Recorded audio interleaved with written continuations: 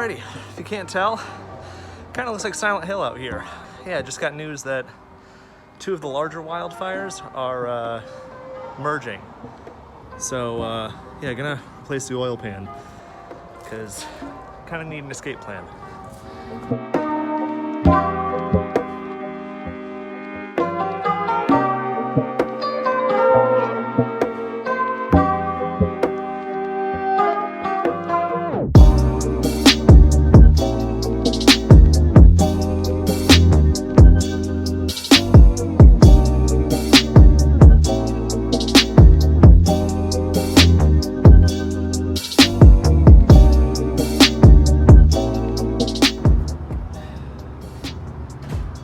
It is awful out here right now.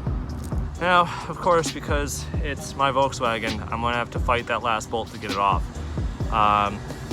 Yeah, there's not a lot of videos online as far as I can tell of like a how-to DIY of how to like do this. And I figured out why, because unless you have like a stripped head, it's super easy.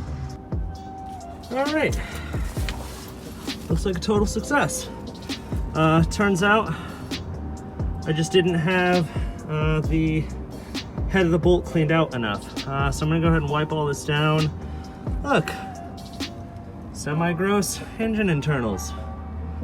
Neat. So yeah, as you can see, this has been scraping a lot. I think actually today, wow, yeah, it's been scraping a lot. That is mangled. I think today, while I've got the car up in the air, I'm actually gonna raise it a little bit. So yeah, we'll keep going from here and get this fresh guy installed. All right, got all 4 corners on. Well, all 4 corner bolts on, holding it up. It's not going anywhere. Cleaned up the surfaces while I was under there. Fresh gasket. Yeah, I'm gonna put this back together, get the car on the ground, then maybe raise it a bit and shoot an outro. All right, and final piece. I took a shit ton of purple power to the flywheel inspection plate, so now you can actually see it has a part number on it. And go ahead and get that back in there, and then we'll fill it with oil and call it a day.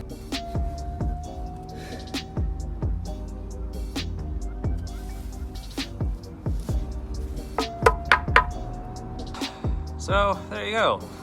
That's sort of how to get your Volkswagen's oil pan replaced during the fire apocalypse.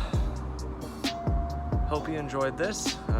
If you're in a fire area, stay safe, and we'll see you next time when, I don't know, when I do something. Alrighty.